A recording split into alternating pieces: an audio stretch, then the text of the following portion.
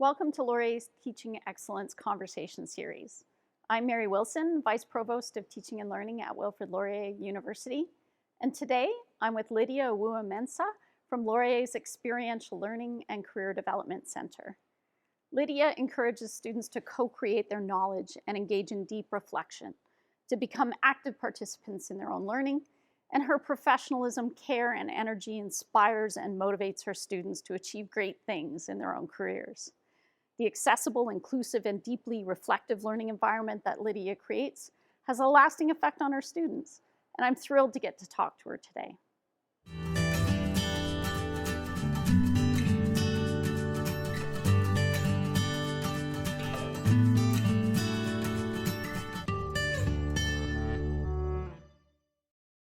So Lydia, could you start by telling us a little bit about the two programs that you run, what their intention is, and what it is that you're teaching the students through these programs? Excellent. So I offer the Career Integrated Learning Program and the nonprofit sector experiential certificate program. Anytime I'm talking to students, I always tell them that the names are very long, but the fundamental goal here is to really help our students to be able to really reflect on all the awesome competencies that they're gaining through their different experiences here at Laurier, whether be it in the classroom or outside of the classroom. So I would dig a bit deeper into the Career Integrated Learning Program. And so the program actually started in 2017.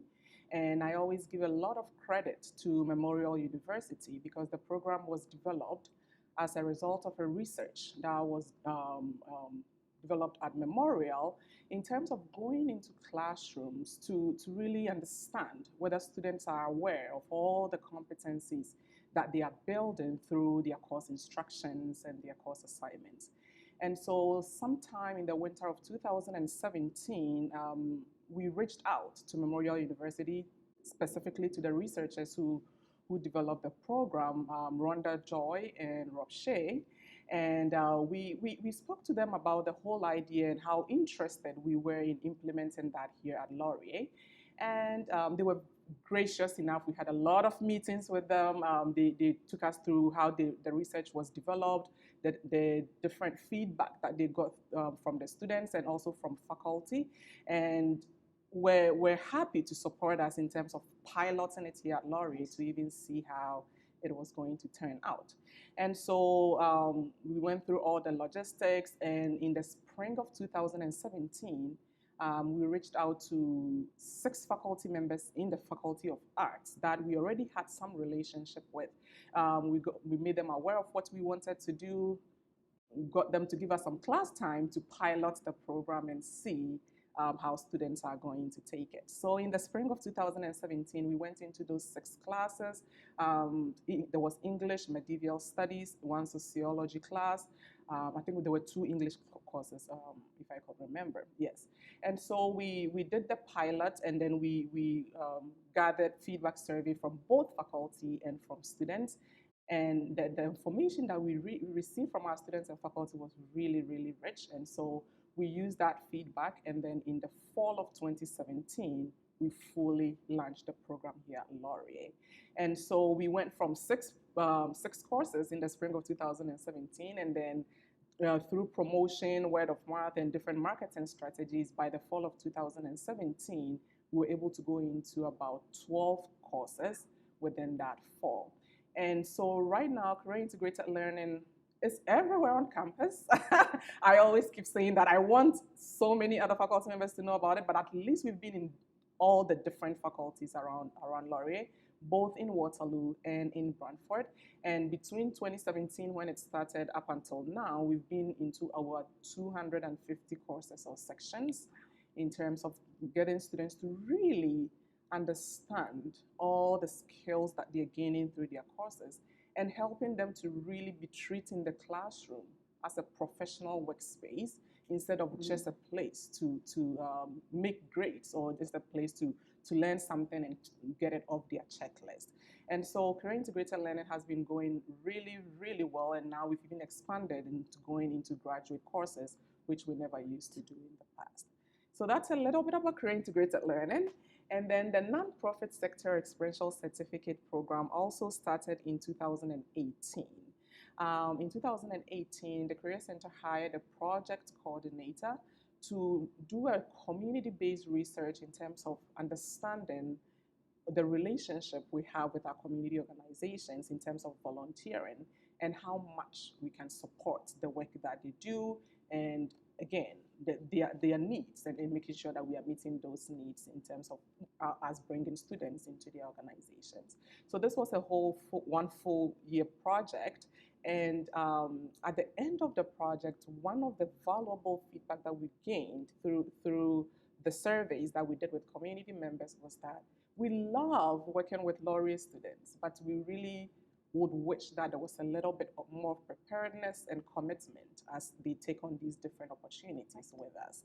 And so we took that feedback very seriously. We created a partnership table with a couple of community organizations, and we decided to create this nonprofit sector experiential certificate with the whole idea of helping our students to gain meaningful experiences within the community. We trying to equip them with that self-awareness and professional skill sets that they are taking with them as they are in the community, and then helping them to really reflect and think about all the skills that they will also be gaining whilst they are out there. So again, most of the work was done in 2018, and then in the winter of 2019, we did the pilot with the first year students in residence. And we did it specifically because we had a targeted group that we could start with. And so we started with about 40 students, well, first year students in residence, and we went through the different workshops with them. And I'll talk about the workshops a little bit later. And then the program again was such a success. And so in the fall of 2019, again, we fully launched and opened it up to all students. When it comes to the nonprofit sector certificate, students attend 4 workshops with us at the Career Center, and then they have the opportunity to volunteer for a nonprofit organization for 15 to 20 hours. The workshops, and I run the workshops, so I love them, so I talk really passionately about them. But our first workshop usually looks at getting students to really understand who they are. So our first workshop is called Understanding Self. Who are you? What are your values? What are the things that are important to you? How do you even view community? And what does volunteering mean to you? So we go through those different discussions with our students in order to really help them define what they are going to be doing out there in the community. And usually after the first workshop, and after every survey with the first workshop, most of the things that I read that gives me a lot of joy is how students were, I didn't think I was signing up for a values workshop, but this is very important to me. I've never thought of my values before. I didn't even think that values were connected to the volunteer work that we do and things like that. So we always get that aha moment after workshop one to say, oh, I thought I was coming for a volunteer workshop, and now I'm kind of doing all these values reflection exercises and all on kind of getting to know myself a little bit more. And some students even talk about how after the first workshop, they are beginning to think about connecting their careers into the nonprofit sector and how that is important to them. And then in the workshop 2, we tend to look at the evolution of the sector as a whole. So we look at the history of the nonprofit sector. We talk about the challenges within the sector, the different trends and opportunities that exist, and really helping students to be able to go out there and take initiative of the different things that they can do to help these community organizations. And then in workshop 3, we look at skills and professionalism in the workplace. So again, very important. This is not just a volunteer role. You are not just going to be volunteering for people. I tell them that you're going to be volunteering with people. This is a collaborative effort. And so as you are thinking about all the skills that you are going to be developing, you're also thinking about how much you're giving back to the community and paying it forward. So we kind of look at those different things in terms of skills reflection and the different aspects of skills that can be gained through these different processes, and the whole idea of making meaning out of these experiences. And then our final workshop is on critical reflection. And so we go through what reflection means, why it is important, and why it is a very valuable aspect of volunteering.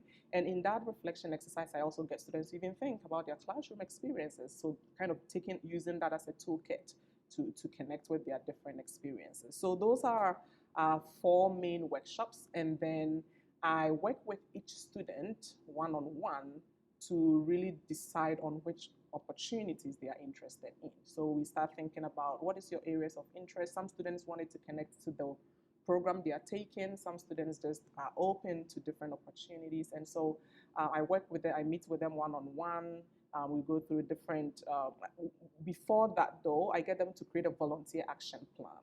So tell me what your interest is, your skills and everything, and then we use that to set up a one-on-one meeting to discuss some of these things, and then we go through the different opportunities that are out there, and students can now pick and choose which organizations they would love to volunteer for.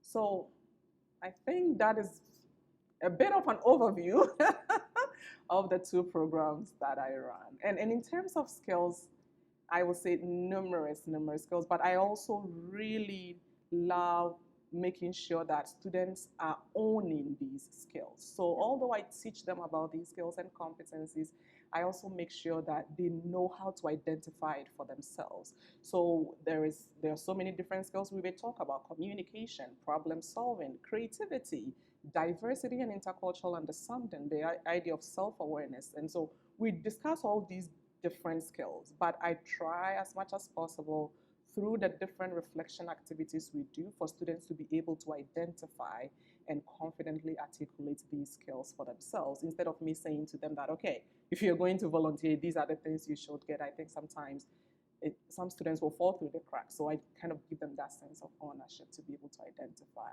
what they're doing, how important it is, and what skills they themselves are gaining through it. Lydia, that was a brilliant description. And I found myself thinking about how many of our students probably arrive in first year thinking of this as just the next step. Yes. They feel compelled to go on to some form of post-secondary education. Yes. And what a journey it is for some to think not only about the subject matter and what they're learning in discipline, but also getting to know themselves and their value system, what kind of problems they want to solve in their lives, what they actually care about fundamentally enough to sustain them into the future, and what a difference it would make for them to be given structured occasion and support and guidance with peers and with expertise, in partnership with faculty, grounded in discipline, to really start to flesh that out,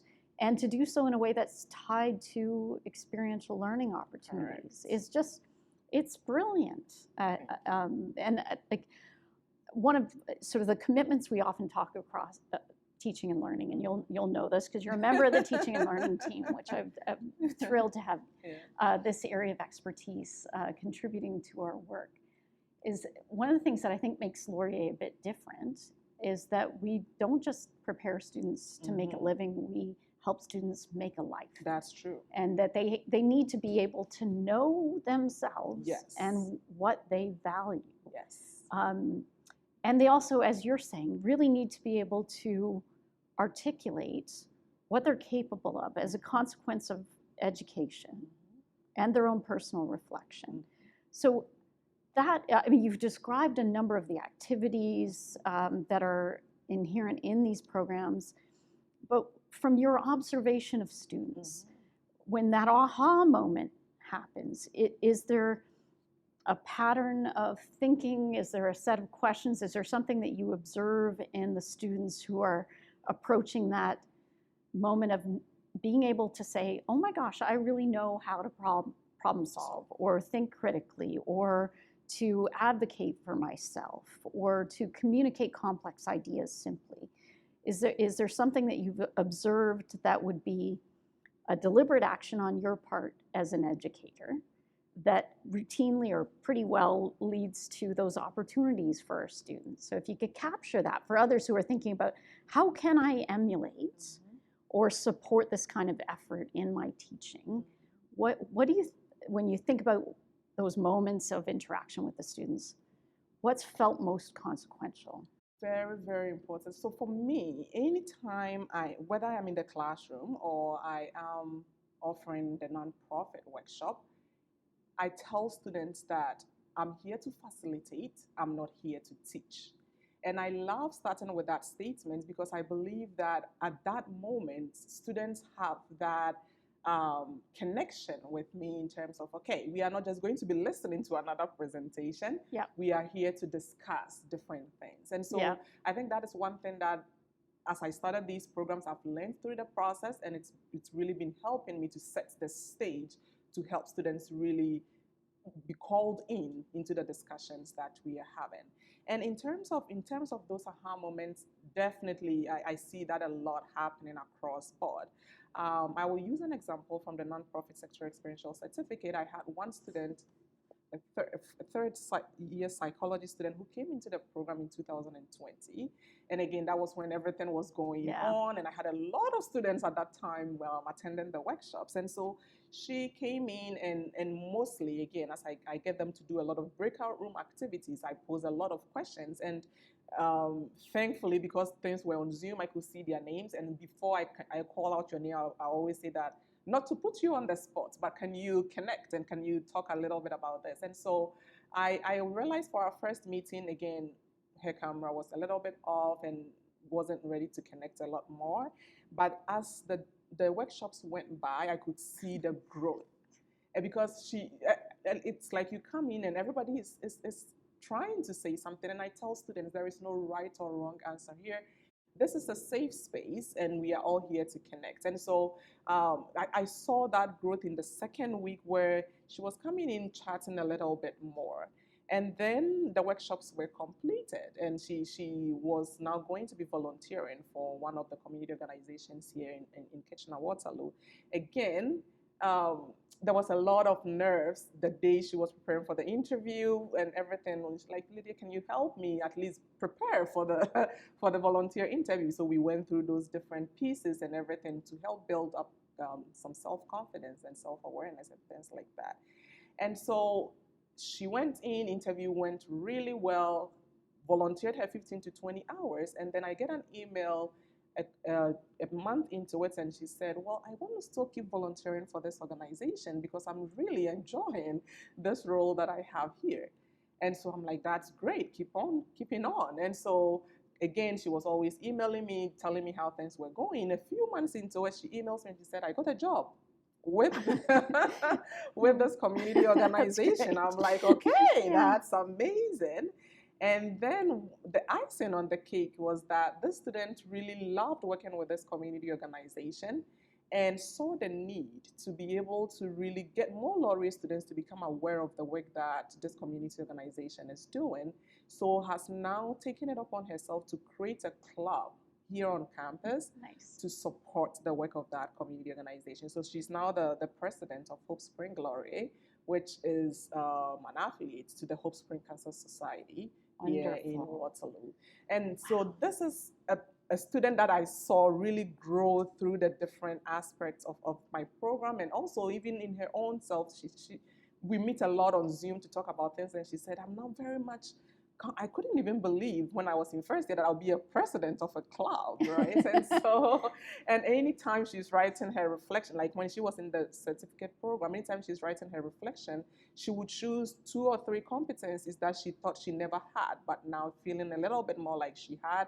She just didn't know how to really articulate them, but now she's been able to articulate them. So there is a lot of those aha moments for me, and sometimes reading those different reflections or connecting with students on Zoom and hearing those different things just brings me a lot of joy to make me aware that, okay, what we are doing is making a lot of impact on our students. Students are sometimes not aware of what they have.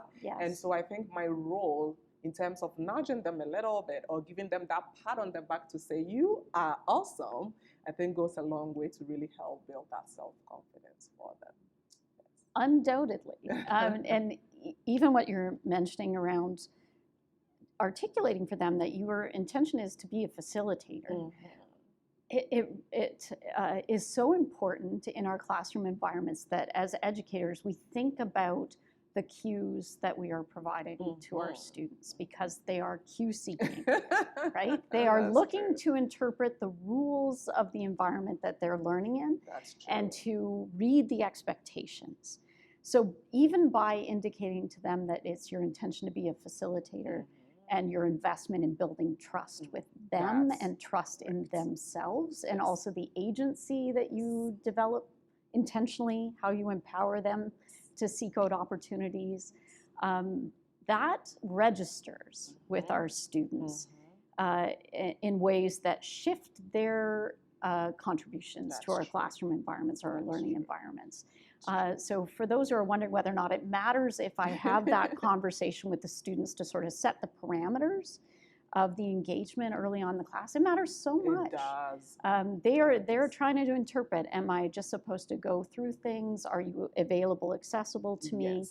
Am I responsible for my own learning in this course? That is true. Am I just, seeking the grade and to get through this, or to complete the module and get through it?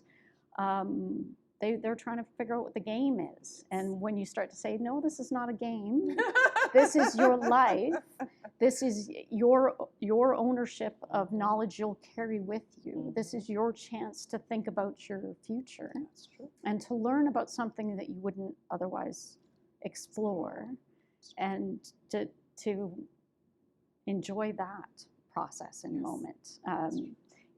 That's a gift, I think, for our students to know that. And also, how many of our students, I wonder, would have pursued community-based volunteering had they not been encouraged and supported through this kind of structured program? Yes. And then do we make a difference in community as a university? That is true. And to add to that, I think when we started this program, that was really one important aspect of guiding us in doing it, because we knew that we have students in our community service learning programs who have to do a community engaged learning as part of the course. But then we were also thinking about all the other students who maybe they are thinking of volunteering but have no idea where to start from, or they have done it somewhere in high school before, they don't even know that at university they can still be doing that. So as you said, that is very, very true, that all the other students that are out there who may otherwise not have even decided to volunteer, but maybe seeing the certificate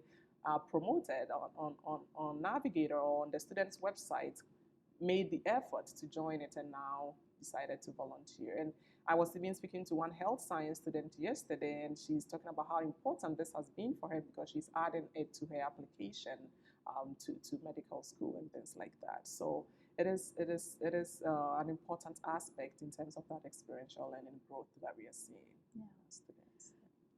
You work with such a span of students across program areas and disciplines and possible career trajectories. Do you find that you have to help them to frame and connect differently in accordance with their sort of domains of knowledge or practice? And if so, how do you find yourself doing that? Yes, that is so true. So yes, especially with career integrated learning, I am going from first year courses into graduate school courses. So it is always me customizing the content to make sure that I'm meeting the needs of the students. When it comes to going into first year courses, I try to make the content very, very light and simple, because as much as I want them to be able to think about all these competencies and possibly be able to use it through their lives here at Laurier, they just also got here. So it is more like a welcome, here you are, this is for you, take it, and let's keep building on it. So usually my first year courses, the content, I try to make it very light. Again, a lot of activities, a lot of discussions, because again, I believe that content can always be on my learning space, but the discussions will always stick in people's minds. And so, yes, again, very, very light in terms of what I'm putting out there. For my second and third year students, they've been here for a little bit. They can take a little bit more, so I try to, again, customize it. And it's so the customization is always based on the year, but also on the actual course. Because if I'm going into maybe a health science course, what I will want students to know may be a little different from going into a political science course. And then when it comes to my fourth year and my grad students, yes, usually in those courses also, professors give me a lot of time. So I can have like an hour. Sometimes I have a whole class time and I feel like a professor in the course. So we have more in-depth discussions because especially with our fourth year students, most of them are at that stage thinking, okay, I'm almost done. What's next? And so usually in those fourth year courses, we're thinking about all the great achievements you've gained through your time here at Laurier, but all the different pathways that are out there for you. In some fourth year courses, I do resume and cover letter workshops in connection with the career integrated learning. So it is all very dependent on the year, the course, the number, even sometimes the number of students in the course as well, right? Because sometimes I go into courses where there are 8 students, round table, very intimate, and then I may go into a course like 50, 100 students, and so again, trying to make sure that I tailor the activities so that everybody can be a part of it. So creating my career integrated learning presentations is always a fun time because sometimes I close my door and I'm just trying to make sure that whatever I'm putting out there is going to be meeting the needs of the students. One thing that I've also been very much appreciative of is working with faculty. Yeah. So there are times that I'll get some faculty members that I'll actually sit with and go through the slides with, and they will say, okay, well, I think based on the course learning outcomes, we can take this out, we can add this. How about you even come in with another career consultant and we can do a more comprehensive career workshop? And so again, that collaboration and that I have with faculty is also very important because I want to make sure that it is connecting again to their course learning objectives. So it's been a learning is always evolving for me, but again, it's important that I'm making sure I'm meeting the needs of the program that I'm going into. When it comes into the nonprofit certificate, yes, it's a mix. First year students, second, third, fourth. Sometimes I even get alumni coming through. Oh, and I think with that one, the one-to-one connections that I have with them in terms of finding the volunteer placement helps me to also get to know them a lot more. nice. So when I started the program, I was getting them to find your placement and let me know. But I realized that some students were kind of falling through the cracks around there. You may not hear from them again and all that. So in 2020, when I started getting them to create that volunteer action plan, I'm setting up a 30 to 45 meeting time with them to make sure that they know what they are looking for, checking in with them if they find a placement, connecting again with them to make sure that things are going well. I think those different stages, or I call it like case management, has been very helpful to be able to really help my students to know, okay, this is not just for me to do it and get the certificate. I'm getting the support along the way. And sometimes in that one-to-one conversation with finding a volunteer placement may lead to, can you get me someone to help with my resume for this job that I'm applying for? I'm thinking of further education, but I'm not sure. Can I get a further education consultant? So it is those different touch points, again, helping me to also put out there the resources that we have at the Career Center for them, because some of them are not even aware that we offer further education appointments. So it is just working alongside them and providing that support along the way has also been very, very helpful. So I see so many students. There may be times that students will come into the workshop and then they log on and you see their eyes popping. Oh, Lydia, you were in my class. Like, I'm like, yes, that's I'm me. here again. Yeah, it's the same Lydia here. Yeah. Yes. So it is those connections are also very, very joyous and personal relationship, personal contextual relationships, understanding, yes. and partnership. For me, yes, and Yeah. personally for me, I love connecting with students by their names. And so when COVID happened, again, it was like, oh, how are we going to go do all these things online? But one thing that I loved from it was to be able to see people's names and be able to call them by their names. And then after we came back from COVID, now when I go into classes, let's say if it's a class between like 15 to 20 students, and maybe they are sitting in a round room like this, Yeah. I'll ask the prof permission, and then I'll get them to all write their names and put it in front of them so that then I can call them. And I think it just brings a whole different aura into the room when you address people by their names. And sometimes I call somebody by somebody else's name and they laugh at me and we all have fun together and things like that. So yeah, I feel very similarly. And when I teach in person, I always hand out name cards. It's helpful. It's very helpful, and I collect them at the conclusion of the class. And I also, like if we're incorporating just sort of fun stuff, a bit of like challenge or competition for fun in class, I'll put stars and stuff like that. They often get a kick out of that kind of stuff, but really it's to help me remember names because otherwise these things, just slip through our minds. So that is a great reminder as well. So, like when you think about it, this started in 2017. This started in 2017. And built in 2018, and it was based on this model from our colleagues at Memorial. That's correct. And then you've had the benefit of student input and the partnership with faculty members who have improved it. And clearly you've learned and made a lot of sort of revisions, additions based on that. So can you reflect a little bit on your process of reflection and what you've done intentionally to take up those opportunities, to listen to the input of students and faculty, and feel sure-footed in the changes that you've introduced? That is true. Reflection, I think sometimes is my middle name because I think since I started putting that in my in my tool bag, it's been very helpful. When it comes to all these programs I run, I usually tell my friends that they are just like my babies because when I was employed into this role, everything was new. Right. So Jen said, okay, we have all these ideas. How do we implement them? And I said, okay, let's try. So reflection has been very, very helpful for me as an educator. When I started going into classrooms in 2017, the spring of 2017, if I could be very honest with you, I did not know how this was going.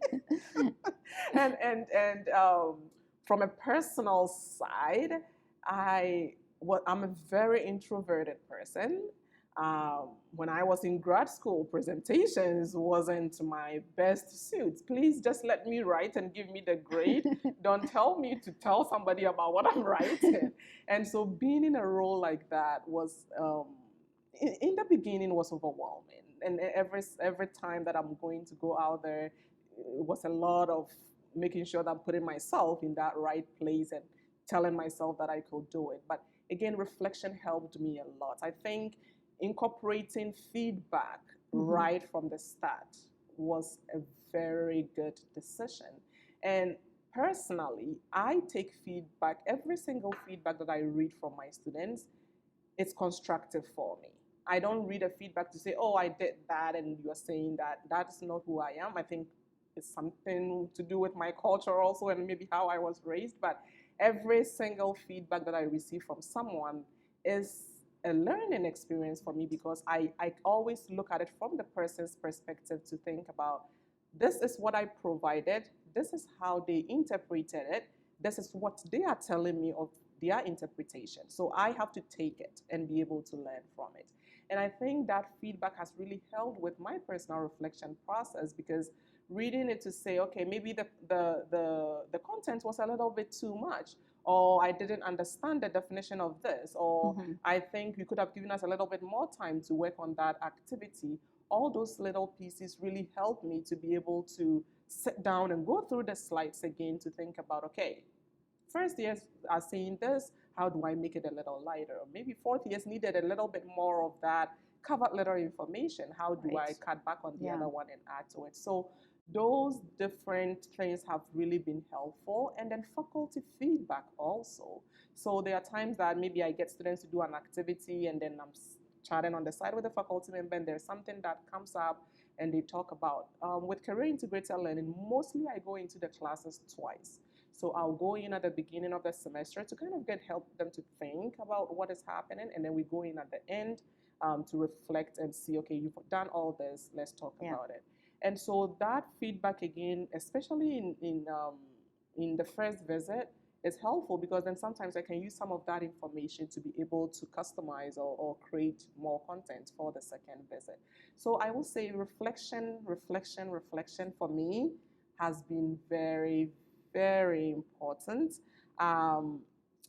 There are times that I'm driving home and I'm reflecting on a presentation that I did. Like I'm having my little drive from Brantford by the country road and kind of going through some of the things that I said or some of the ways that I should have said it better. And so I think it's always kind of looking back and seeing what I have done. And again, my own presentation style and how I come into the classroom. Doing this for a while, I think anytime I'm going into a class, I go in with two hats, thinking more about going in as a facilitator, but also putting myself there as a student. And so if I am that student sitting there, what do I want to know? Or if I look back at my life 13 years ago in the University of Waterloo classroom as a student, and someone coming to talk to me about skills in my course, what will be important for me to understand? And so I kind of just always try to juggle those two hats to be able to make sure that I'm listening to students a lot more, because they are the ones that I'm giving the information to. So giving them that space to be able to connect with me a lot more. Sometimes I as humans, we put ourselves down a little bit, right? So again, maybe a presentation didn't go that well as I think, but do I keep slipping down there to say that it didn't go well? Yes, it didn't go well, but I'm going to learn from it, and it's going to help me become better for the next time. So it is always evolving. I see myself always as a work in progress. And sometimes when I'm in the classroom, I joke with students to say, well, 10 years ago, 12 years ago, if you had said to Lydia that I'm giving you like $1 million to do a job like this, I would have said, no, please. I don't want to talk to anybody, but here I am. And so that should sometimes tell us about how life can take us in different places. And it's all about us being ready for that creativity and growth for our lives. So, yeah. So many gems in that commentary, like humility, empathy, intentionality. Yes. And the not only the intentionality around gathering feedback, but also to take it on, processing it objectively, yes.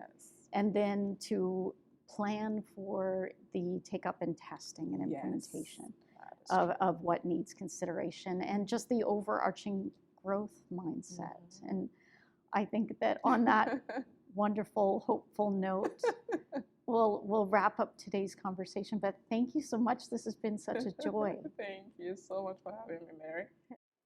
My thanks to Lydia Awuah-Mensah for joining me today. And I hope you'll join me for more conversations that celebrate exceptional teaching practices, explore diverse teaching philosophies, and discuss the future of higher education teaching and learning.